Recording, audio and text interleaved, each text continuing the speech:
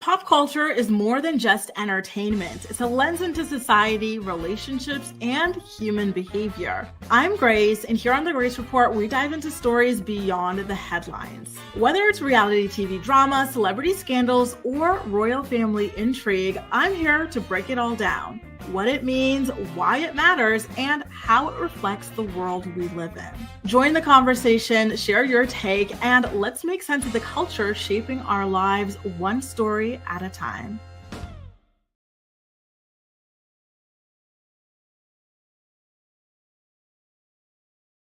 Sunshine, how are you doing? How are you feeling? I hope you're having a great day today.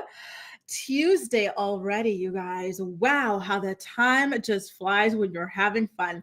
So I actually have to tell you guys real quick before I go through the roll call that I was looking up like how long until we're back in like the 6-hour time difference between us and Eastern Standard Time. So we're going to change our time here in France like on the 30th, I believe, of the month. So that's when everything is going to be the regular 10 a.m. Eastern Standard Time for you guys, okay? So let's see who we've got in today's morning report. We've got Gwen, Allie, Caroline, Check, Venetia, Jessica, Houston, Rose, Love, Michelle, Kahara, Cynthia, Holly, Jen, Ramster, Theo, Ashley. Good morning to y'all and everybody else watching and getting ready to hit us up in the chat to let us know that they're here. Oh my goodness, you guys. Can we get into the Wendy Williams of it all? Like the amount of stories that were coming out back to back to back about Wendy Williams' situation last night, absolutely insane. Like the way she just saved herself, like throwing that note out of her window, all sorts of things. Like you can tell that she is desperate, truly desperate to get out of there. I really think that getting her out of there is a matter of life and death. Imagine that you have all of your brain working, you know, you're in good health and everything like that to live like a regular person, right? With some, you know, minor health issues here and there, but to live, you're not having memory issues. You're not having all of these like problems that prevent you from living independently. Yet you're forced to live in this tower where you're not even allowed to go outside. You go outside maybe once a month. You can't have regular interactions with people. Everything is monitored. Also, like that could drive anyone to madness and to doing the unthinkable.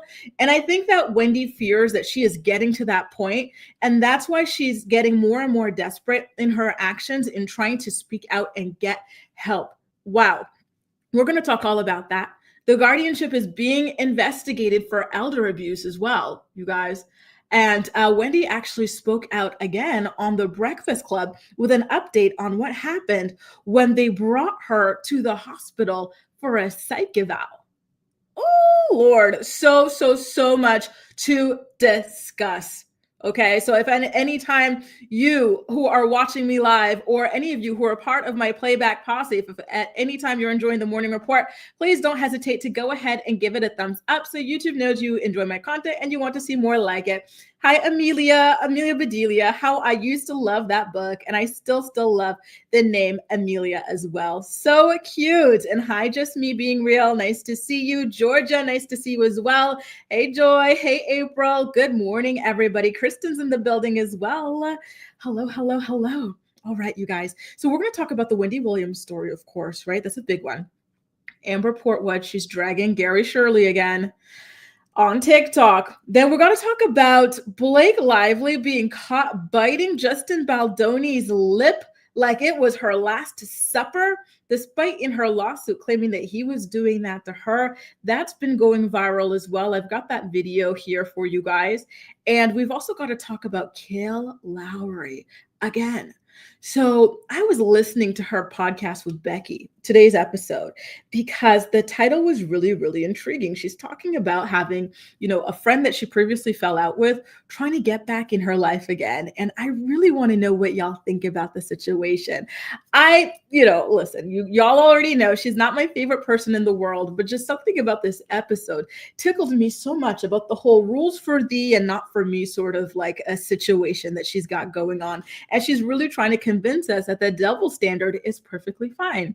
Stay tuned to find out exactly what I'm talking about there, okay? But let's start off with Wendy Williams. And by the way, I did watch that Teen Mom Next Chapter episode, and I'm going to be recapping it as well, not in this morning report, of course, but later on. Keep an eye out for that, okay?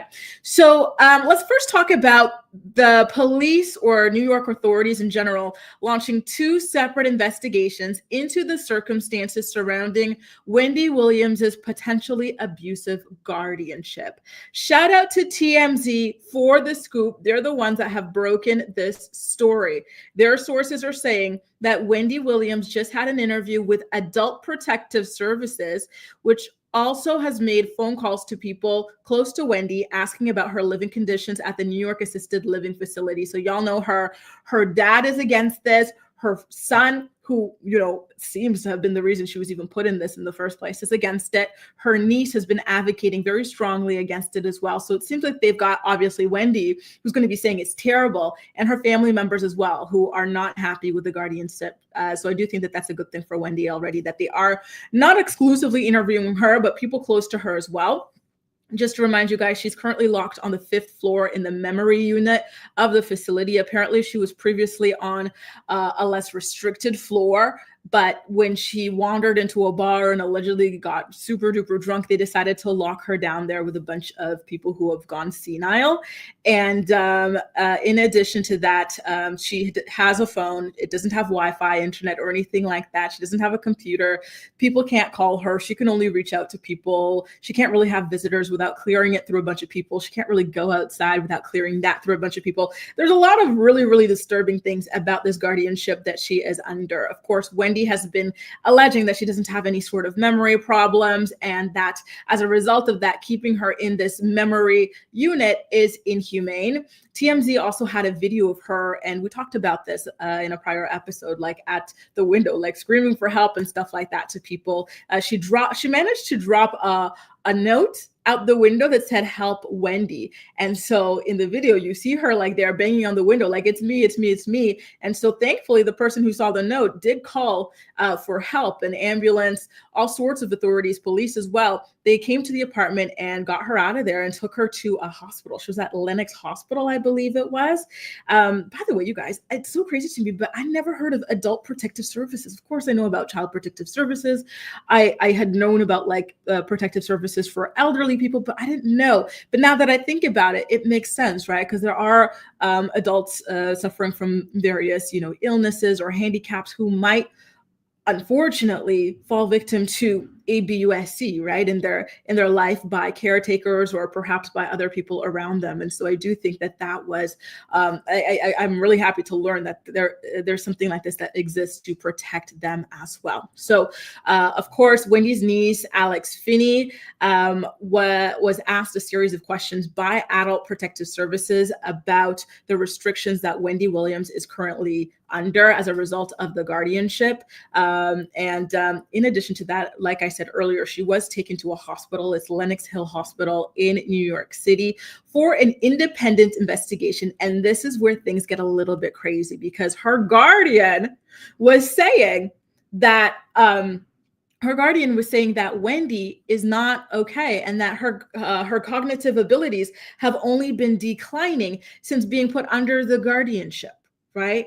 And now when she got the independent investigation or examination at the hospital, she passed with flying colors. She had a 10 out of 10, you guys, when she was assessed by somebody not associated with the guardianship, which, when they're investigating the guardianship, it goes to show that, hey, something is not clean when it comes to the people with a vested interest in keeping Wendy under this conservatorship. Why is it that they're saying that her condition is getting worse and worse? She's really out of it. She only has a couple of up days, but most of the time she doesn't even know the first thing about anything. Yet she is acing these tests with flying colors.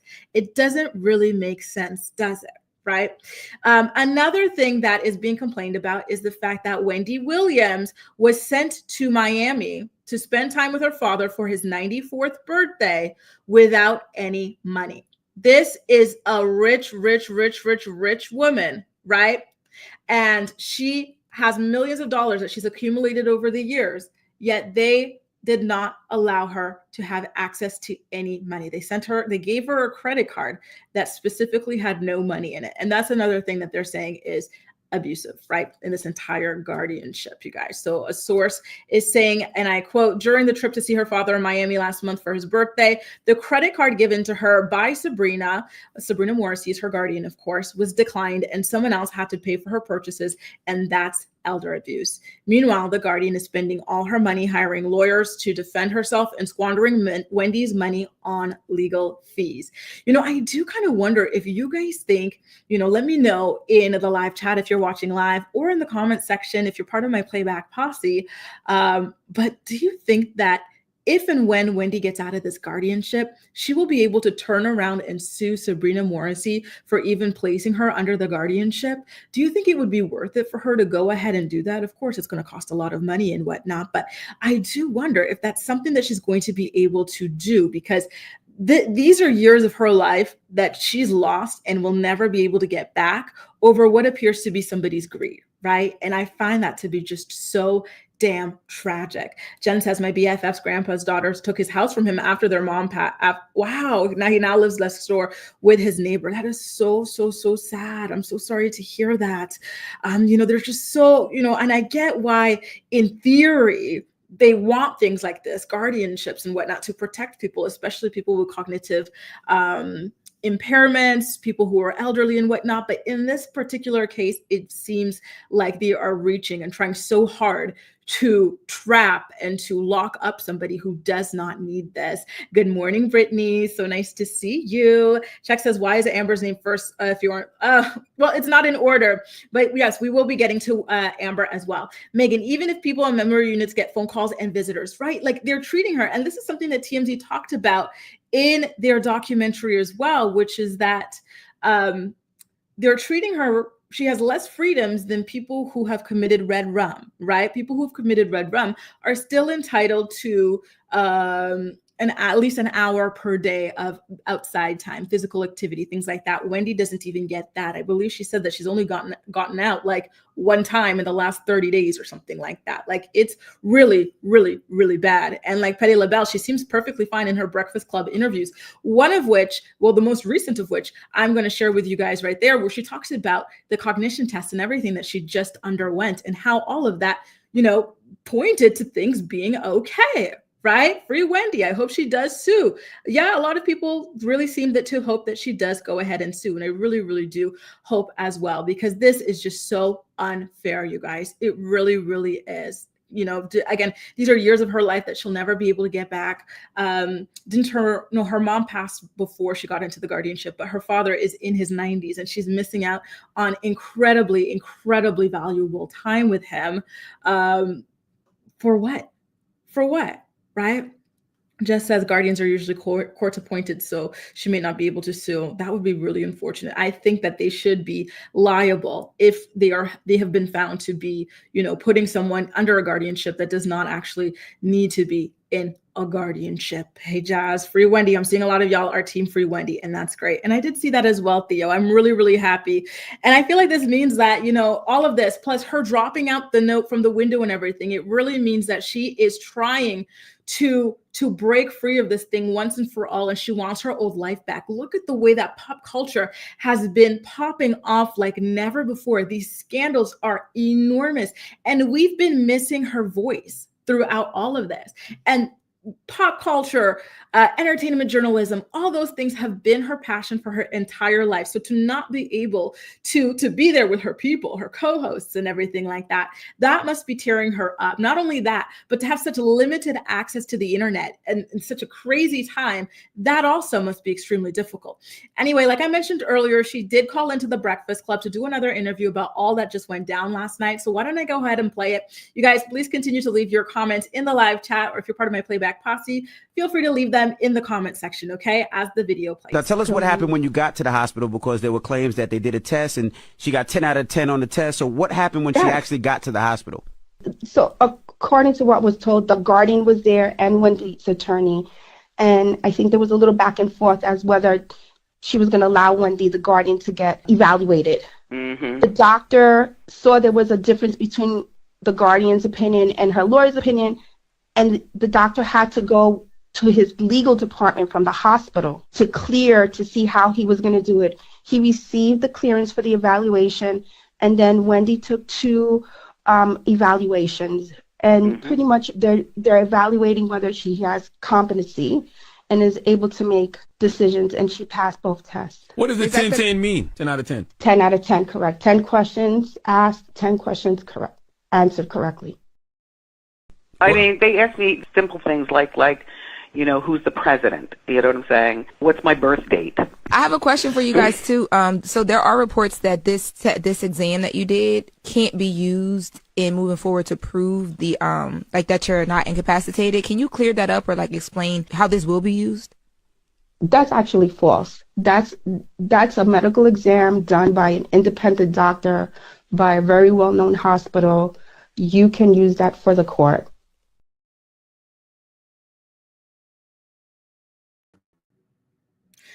So there you go, you guys. Hang on one second. Did you hear Wendy's voice in that at all? I feel like I'm tripping because shout out to the Jasmine brand for those clips. I got those from their Instagram page. And when I was on their Instagram page, I heard Wendy's voice, but just now I didn't. Maybe because I was like looking and reading comments at the same time, I didn't like hear it properly, but let me know if you heard her voice. If not, I can go back over to their Instagram and pull up the video directly from there and share my screen with you guys so you can hear how she's sounding, because from when I heard her voice, she sounded exactly as she typically does when she hosts, the Wendy Williams show, right? So I don't know. Very, very, very interesting stuff. Okay, thank you, Theo. Okay, so I guess I was just too deep in the weeds reading you guys' comments to hear for Wendy's voice.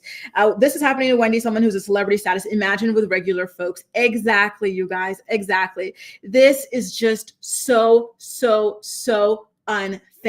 And despite the fact that her niece, the one of the Breakfast Club hosts was inquiring about whether or not it could be used in court, she seemed to be under the impression that that wasn't the case. It absolutely can be used in court, as Caroline so says, and as they mentioned on, her niece mentioned as well on the show. This is such a very, very, very evil system, and I really hope that she prevails. I think she's been doing a fantastic job of advocating for herself. Do you guys remember Britney Spears was in a similar situation, except she was like a show pony forced to work for the enrichment of her family, aka her parents and her sister and everybody else but herself. And she was so silent. We never heard anything until one day we heard her in court. And it was like the first time we heard her speak in a very long time.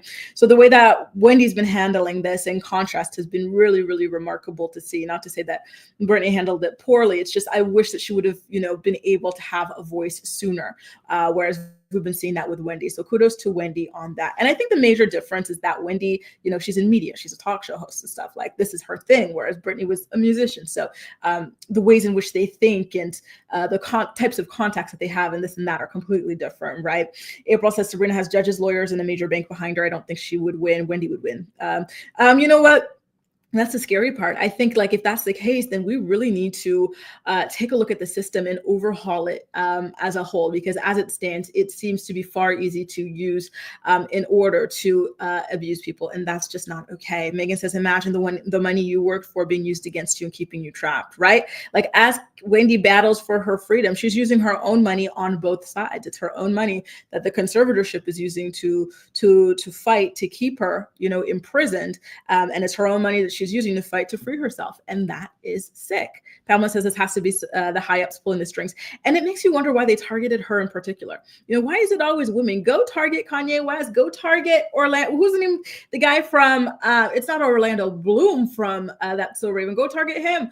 Go target Mel Gibson. Go target somebody else. Why is it always women? And I hate that. I hate that. But I'm so happy that the conversation has been opened up about guardianships and whether or not they are ethical, in which cases are they not. And so I think that once this can of worms has been opened, especially in this way, I don't think that it's something that can stay the same way for much longer, because people are very, very, very hip to it. Now, you guys, why don't we get into the teen mom of it all? We've got to get into Amber Portwood. Kung Fu Portwood was on TikTok Live. Shout out to the Ashley for tuning in for this. So she was on TikTok Live talking smack about her inaugural baby daddy, Gary Shirley. She said that Gary Shirley was just a pawn of the Teen Mom franchise. She accused him of never having a job, all sorts of things like that, in an effort to defend herself as her daughter, Leah, seeks to be adopted by her stepmother, Christina. And, I kind of wish, and we already talked about one of her meltdowns in a prior episode of the Morning Report, right? I believe it was 2 weeks ago or maybe a week and a half ago or something like that, where Amber said that Leah was exaggerating. She didn't have any real trauma. What Amber went through in her life and in her childhood is a million times worse than anything Leah could ever imagine. Therefore, Leah's pain is not real, and Leah needs to get over it and grow up, essentially, right? So I obviously do not agree with that. I think it's very, very toxic and disgusting that she would ever think that, let alone go online and say about her daughter. It's crazy to me how many of these teen mom people will go and either online or on the show, lead smear campaigns against their own children, right? One of the most famous versions of this was Janelle Evans. When David Eason allegedly choked her son, Jace, what did she do? She went online. She said that Jace was a problem. The family needed to be kept safe from him. She did all of these tribute posts to her husband, David Eason, and everything, right? Trying to make everyone think that whatever happened, Jace deserved. And that was already incredibly sickening, right? And an issue that I'm having with Next Chapter, and I'm going to talk about it more in the recap that I'm about to do today, but an issue I'm having with Next Chapter is Mackenzie McKee constantly talking about actually explicit content involving her 13-year-old son. Why am I listening to her talking about, some of this, adult stuff that her son is discussing with his friends or potentially trying to get into with like his girlfriends and whatnot? That is too much. A line needs to be drawn in the sand at some point, but these people don't seem to have that kind of reflex, unfortunately, right? So anyway, Amber's exact quote on TikTok Live was, "Gary is an effing pawn in an effing show." Mind you, he's never even had a job. I'm the only one that's had an effing job here, y'all. Like, I'm done. She also claims that she currently is working some sort of a job, but I'm not sure what job exactly that would be. And just for you guys' information, Gary, when we first met him on 16 and Pregnant, he was some sort of like a nurse's assistant or something like that. He was working in hospitals. And then he also got some sort of a job as like, I don't know if it's a volunteer job or not, but he was doing some sort of like a sheriff thing with like the police department. I believe he also sells vegetables. So I would consider him to be kind of like a local farmer sort of a thing. Is that what you would call it, right? Like he sells like vegetables and stuff that he harvests from his garden. He's also a real estate investor who rents out several properties in his community. So it seems to me that he's got a lot of jobs, right? He's a full-time father dealing with a deadbeat named Amber. So he's got a lot on his plate compared to Amber, whose job I do not know. Sure, you can say that she was an author. She published like a book or two or something like that. But what has she been doing since? I do not know. Mind you, those books were ghostwritten, but that is neither here nor there. Okay. Jaleesa says, Amber, you have also never had a job, right? Has she ever? Because I don't remember her ever working somewhere, right? I remember Leah getting a job to do dental assisting with her mom. I remember Kale doing something in dentistry as well. Brianna was working in timeshares and stuff like that. Like they've all seemingly had some sort of a job, right? At least one point in time. Even Chelsea was working at a tanning salon and whatnot, right? But when it comes to Amber, I don't remember her ever having a job. I don't. Hey, Trin, nice to see you. Hello, just the tea, please. Megan says, I'm sick of her. It's teen mom, so just use Leah's real mom, Christina. I agree, but honestly, better yet, I think that Gary, Christina should just kind of bow out. Honestly, the storylines are getting wild these days in regards to how much they're leaning on their children for the content. And a lot of the stuff, for example, in the most recent episode, not the most recent, but the prior episode of Teen Mom that I talked about, I didn't like the way that they set Leah up to have a discussion with Cheyenne about like her absent mom, on camera and stuff. They keep putting her in these very uncomfortable situations for the sake of a storyline. And I really, really do not like it, and yeah, Jasmine, she is always the victim, right? And like Lorenzo says, she's always deflecting and whatnot. Petty says that Amber needs to be grateful that her daughter loves her stepmother as much as she does. Yeah, she is so damn lucky that Christina came around for Leah. Like, I don't know what Leah's life would be like without Christina. And that is being 100% honest. You know, yeah, she still has trauma and stuff of not having her mom in her life, but having this kind of a stepmom in her life is just so priceless. And by the way, shout out to any of you guys, if you are stepmothers or stepfathers who have stepped up in this sort of a way, like a Christina, like a Taylor, like a Cassandra or whatever. Like, that is just so priceless. And it changes the entire course of these children's lives. Gwen says, Perk of Janelle's divorce is not hearing her say my husband every damn day, right? Oh my God, she was you know what? Janelle. Janelle. Jaleesa says, has Kate ever had a job? Yeah. She and Tyler, when Teen Mom first went off the air, they were working at a boutique. And then most recently, she got into microblading eyebrows and stuff. I don't know if it's something that she still does, but you know, that those were some of the things that she was doing prior. And you know, of course, she did have the book that she published. But that's about it as far as I'm aware. But maybe there's more that you guys know of. I'm still reading their book over there, and I haven't heard anything about like part-time jobs quite yet. But I'm only on like chapter 4 or something like that. That's something that I read with my channel members. Megan says the couch is not credible job reference for her. See, that's the thing. That's all that I can remember Amber ever doing consistently is sitting on her couch, bailing on her daughter, and beating men. I don't know anything else that girl has ever done consistently anyway, right?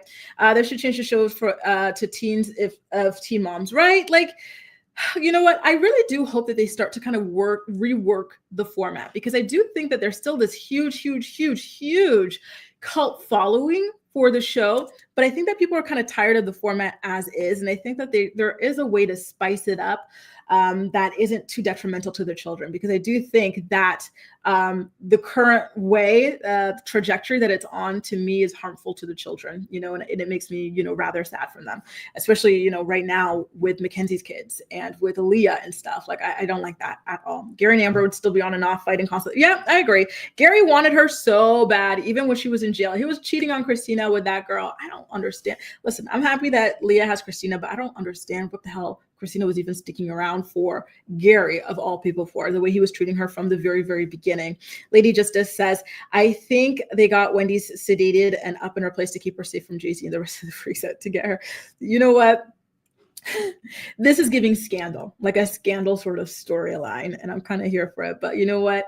I think that Wendy deserves to be free. 3 years of that is just absolutely insane to me. Now, you guys, we've got to talk about Blake Lively. It ends with us, or should I say it ends with lawsuits. The controversy surrounding that film is still ongoing. And most recently, there's a paparazzi video that has surfaced online, and I'm going to show it to you. And it features something that disproves a claim, at least for now, that Blake Lively made in her lawsuit. So in her harassment lawsuit against Justin Baldoni, she said that he was just coming on to her. He would do things that made her uncomfortable on camera without her permission. He would improvise certain scenes and whatnot. So there was another leaked video that actually came from Team Baldoni that disproved something else that she had said, which was that Justin was being creepy with her when they were filming a slow dancing scene. He was telling her she smelled good, and he was just, you know, trying to like get out of character and really, you know, all this stuff on her. And when we watched the video, what happened, it seemed more as though Blake was out of character, talking during a silent montage. You know, she had the two of them had made comments, you know, one about his nose. She had made a comment about her body makeup, kind of like, you know, like, oh God, like my body makeup, I hope it doesn't, you know, it's not icking you out or something. He said it smells good, like in passing. So people were already not happy about that. They felt that she exaggerated what went down there. Now, in this scene, Blake said that Justin went and bit her lip, and it was an improvised thing that was not supposed to happen, and it made her uncomfortable. Now take a look at this video and let me know who is the one on camera biting whose lip.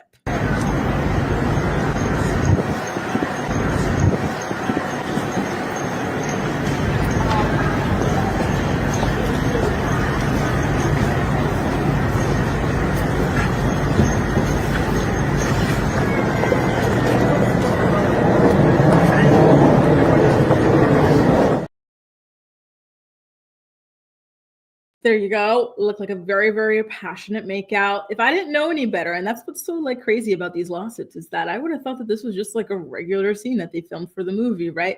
As far as I saw in that clip, Blake was the one biting Justin's lip. So I don't know. Maybe you guys feel differently, but that's what I got from that. And so I'm quite disappointed to see yet again something that shows that maybe she wasn't being entirely truthful in her lawsuit, you guys. Theo says it'll never end with us. And it really feels that way. I am so tired of this lawsuit and this situation. Like right now, it's not looking good for Blake at all. And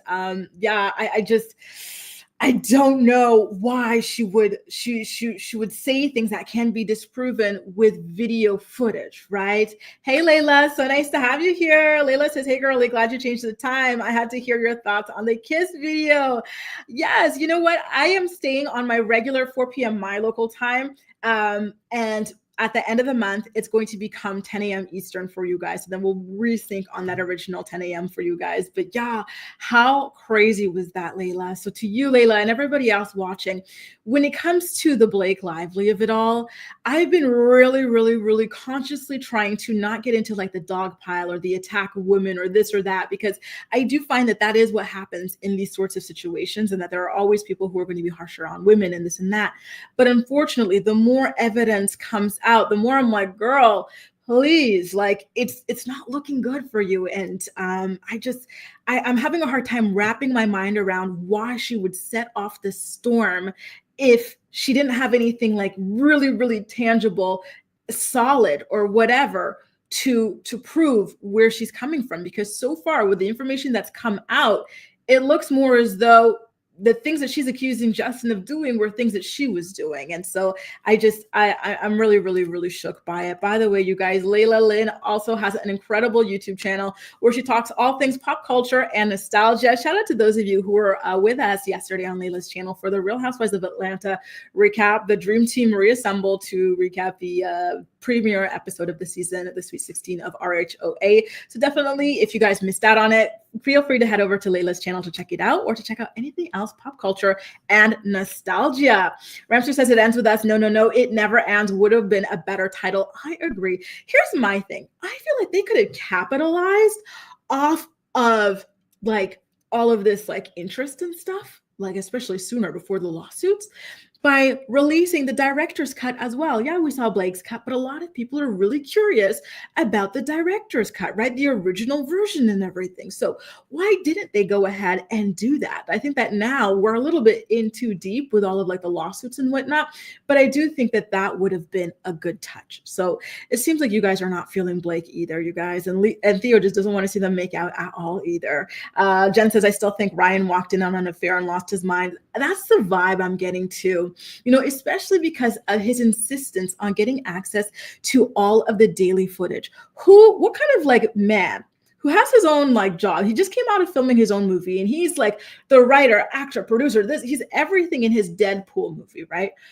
So he just finished filming, but he's got all of this stuff to do on the back end for that major movie. Why would he suddenly want to look at all of the footage of every single day that Blake was working on this movie if he wasn't suspicious of something? I don't know, but I don't think that this marriage is going to, I think this marriage is going through a really hard time right now, you know, and I don't know how it's going to look post this lawsuit if things do not turn out in Blake's favor. Because if Blake loses this lawsuit, then it's going to look more like, you know, in everybody's mind that this was an affair gone wrong, or it was someone who fell in love with their co-star and was scorned or something like that. I don't know, but it's just not looking good so far, right? Houston says Blake probably really believes these things in her head.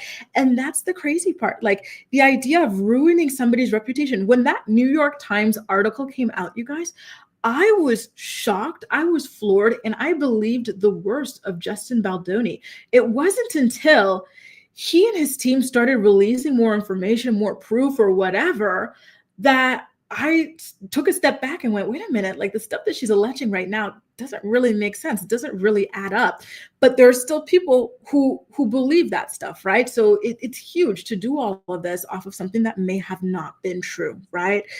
Theo says it's crazy that all of Blake's claims look very debatable whenever video evidence gets leaked. Exactly. I'm floored. Why would she do this to herself, to her family, to her career, to Justin, to anybody? What was it for? Was it to take over the movie? Was it, something to save herself because Ryan accused her of having an affair, and so she had to go and throw Justin under the bus? I don't know, but it just doesn't look good for her. Yes, May, we started talking about the Amber story about 10 to 12 minutes in, okay? By the way, you guys, if you're enjoying the morning report, please don't hesitate to go ahead and give it a thumbs up so that YouTube knows that you're enjoying my content, okay? Hamlet says, I bet they mic up that same scene because of all the ish Blake was doing and feared she would try this, right? Like, thank God, first of all, that he kept the B-roll from the other thing. This one, I'm sure he has his own original, but for us, it's good that paparazzi had this video already. Like, this was something that was taken in January of 2024, and we're able to see that now. By the way, good morning to Melissa, Michelle, and anybody else just tuning in for today's episode of The Morning Report. We just talked about Wendy and her heroic attempt to escape from her conservatorship. The conservatorship is currently being investigated for elder or adult abuse by Adult Protective Services. Wendy, she did some sort of a psych evaluation to see her cognitive efficiency level, and she aced it. She scored a 10 out of 10, so that's really not looking good for her guardian. We also talked about Amber Portwood dragging her baby daddy, Gary Shirley, once again on TikTok Live. We just covered Blake Lively and Justin Baldoni's It Ends With Us drama, and we are about to scoot on over into the Kailyn Lowry of it all. Kailyn Lowry from Teen Mom Next Chapter is clapping back at a former friend of hers who wants to get back in her good graces. And I really want to know what y'all think about what she has to say. So we've got a word from some of our sponsors. Make sure you continue writing in the chat. I'll have your comments up in the video as we go along, and then I'll catch you guys on the flip side. Y'all know me. I need my water break. There is nothing like hydration in this world. Am I right? The Morning Report is brought to you by Philo. Watch your favorite shows and movies from over 70 different channels, including MTV, TLC, WeTV, and more for only $28 a month. Get a free trial today by clicking the link in the description box of this video to get your free trial up and running. Are you looking for the perfect skincare products for women over 30? Look no further than Rothia. Rothia is a skincare brand born from love and made for parents. Their flagship product, the Resilience Cream, delivers clinically proven age prevention benefits such as average 14% wrinkle reduction after 4 weeks of use. Click the link below and receive 30% off your first purchase today. Love how the two comments in the chat, one after the other. It's Allie. Wait, where's Allie's comment? Allie goes, Amber has friends. And then immediately after, or at the same time, actually, Ramster Kail has friends. You guys crack me up. And then when Angela Jackson came in here, you know what came into my head, Angela, when you came in here? Happy feet. One of my all-time favorite songs, Miss Jackson. I'm sorry, Miss Jackson. Ooh, I am for real. I love, love, love that song. Okay, you guys, let's get into the Kailyn Lowry story, shall we? So today, I actually tuned into that podcast that she does with her on and off friend, Becky. And she's talking about a former friend of hers that she fell out with. And this friend seems to want to get back in her good graces, but Kail is not having it. And I really want to know what you think about it. So basically, here's the problem. They had a falling out of a situation. Kail went on to her Coffee Convos podcast to talk about it. She hid the friend's name, but she talked about falling out with this friend. And obviously the friend knew who she was. And so she said, oh, you're going to talk about me on your podcast? I bet.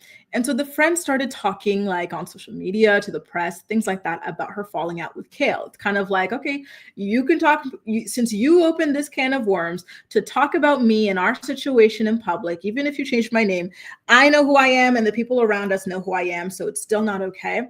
I'm speaking out. Kail is saying that wasn't okay, what her friend did. She said that it was unforgivable for her friend to go and talk in public about their falling out. Kail says it's not a double standard because she makes money talking about her life on her podcast. Isn't that interesting, you guys? I don't know that I'm buying it. I think that they both did the same thing. And, okay, sure, this friend went to the press, but so did Kail, right? When she went on her podcast. So I do not see the problem. And the friend didn't go to the press until Kail did this. It's not like the friend, immediately upon falling out with Kail, like dialed Radar online and started talking about it. No, she was minding her own business. She heard about her name and the situation being brought up in front of all of these listeners. And Kail's Coffee Convos podcast is, assez populaire. It's popular enough.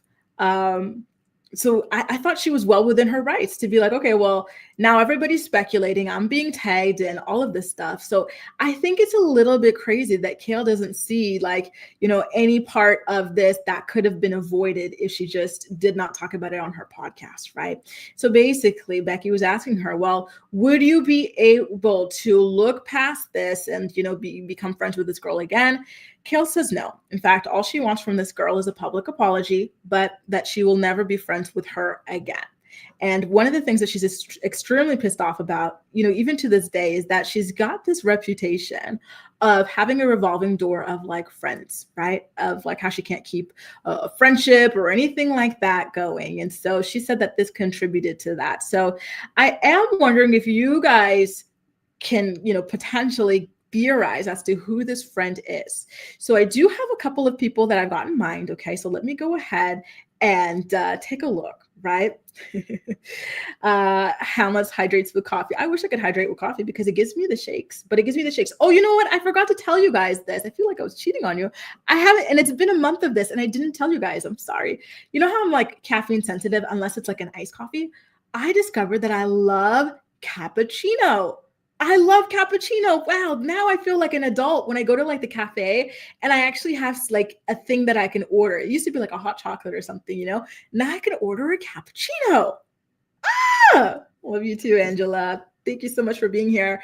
You guys, let's get into the people that I'm theorizing, right? I'm thinking, okay, could it have been Peach? Could it have been Dom? Although the relationship with Dom was more than just a friendship, right? Allie, some people shouldn't have a mic, just coffee and no sense. I love that.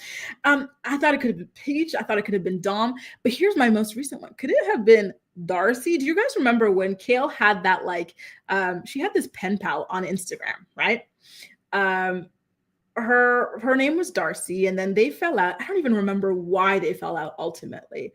But then Darcy went ahead and spilled all that tea. She was the one who exposed Kail, talking about Joe is so ugly. I can't believe V F's him. I could never. My coochie would shrivel up at the thought of him. All of that. Like, it was ugly. She was talking about everybody. Darcy let it all hang out. Is that who she's talking about? Because if that's the case, okay, that I understand. Because that ruined relationships to a level that just cannot be, reconstructed, right? Like, that was bad. The stuff that she let out was bad, okay? But I'm starting to think, you know what? I think it's somebody that she actually knew in real life, right? Because she talks about this person hanging out with other people in her life and whatnot. So I'm like, I don't know. Could it be Peach? But I thought Peach was somebody from Javi's life more so than hers. I don't know. You guys, why is nobody putting their guesses in the chat? I want to know who y'all think it is. Hamlet says the fact she makes money, if it's like the pot calling the kettle black. What an entitled witch. That's the funny part. Why does she think that it's okay for her to air people out if she's going to make money off of it, but other people can't? And apparently this girl didn't even make money from it. And then here she comes talking about, well, before she used to say people used to try to sell her out for money. She hates that. Now it's all of a sudden, well, she didn't even make any money off of it. That's even worse. Because if you made money, at least I would have known. At least I could theorize it or excuse it by saying that it helped you out. Pick a lane, girl. Pick a lane. Thank you, Shani. That is so nice. Thank you, thank you, thank you. She's the one who snitches on herself for losing her friends. That's the thing too. I think it's perfectly normal to have friendships that drift or this or that, but she always turns it into this big, spectacular, pay-per-view event. And that's why we talk about it, And I think she's a little bit, and I agree with Elle, so good. I think she's a little bit jealous of Chelsea. And I think she talked about Leah as well. She said, my situation is not the same. I've moved, from states. It's not Chelsea, who's always been in South Dakota. It's not like Leah, who's never left West Virginia. I said, oh, girl, that's a little bitchy. Because here's the thing, I don't think we were ever really thinking all that much about her Pennsylvania friends. It's the Delaware friends. She's been in Delaware for over a decade, girl. So, I think it's more than just the Pennsylvania friends. It's the friendships that she's had fallen out with since being in Delaware. Anyway, listen, she's very much affected by this reputation that she has is the one key takeaway that I had from this. And she really blames a lot of it out on this one particular friend. Angela says at least one of Kail's kids will write a tell-all book one day. I agree. And thank you, Katie. Thank you so much. Houston says it might be Sterling. They've been on and off at times. And you know what? She did mention Sterling by name. She said that she fell out with Sterling for a year, but that they're good now. The only pseudonym that she used for this friend was Helen. And she also talked a little bit about falling out with, who's Pepperan again? What's her name? Oh, Bonehead. She talked about falling out with Bonehead temporarily as well. So that's why the only people that I could think of are Peach, Dom, and Darcy. But I could be off, but those are the only people I can think of. Gwen says Kailyn's one of those people that moves the goalpost. Yup, so she can criticize literally anything she feels like Abby Miller. I agree. Honestly, I just was laughing at her way of trying to explain this away, why it was okay for her to speak publicly, but not the friend. To me, when you bring up a person and it's enough that they can identify themselves in your story, other people who know you guys can identify them in your story, people online are starting to go to them and point this out about them or criticize them or whatever. I think that when you open up that can of worms, that person has the right to defend themselves and to speak publicly. Because, unfortunately, there are so many people who are really, really passionate about Kail, right? And we saw that when she fell out with V, speaking of Angelisa. And I don't think it's V because, Kail said that V was never a friend, more so like an acquaintance or someone that she had to get along with because it's her baby daddy's wife.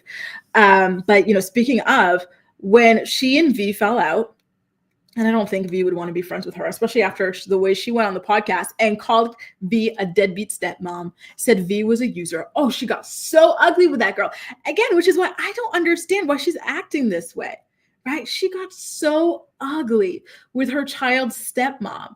She insulted everything about that girl, her motives, everything about her. That we found out also prior to their falling out that Kail was talking crap about her husband and wondering about her own taste. How are you getting it on with that type of stuff, So she does these things and she says these things. And then if somebody wants to defend themselves and share their own perspective of what went down with them, it's F you ruined my life, you ruined my reputation.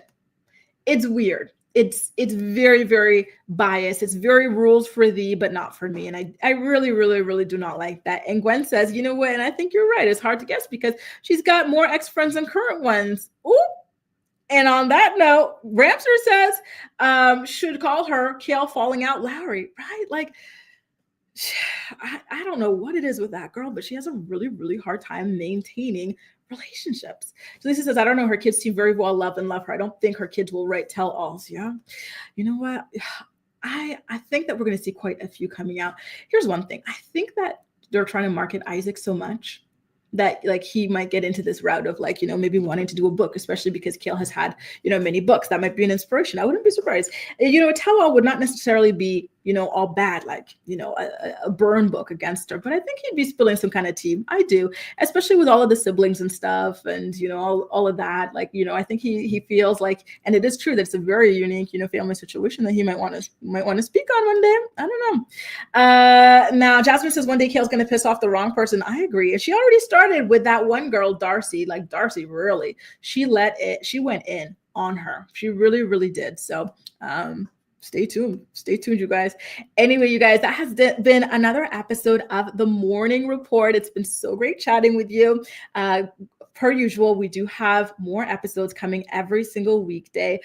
Now I have to say at 11 a.m. Eastern Standard Time. Sorry, y'all, it's the time difference. But once it gets to March 30th or 31st, we here in Europe are going to be advancing an hour to catch back up with you, at which point you know what? Good question.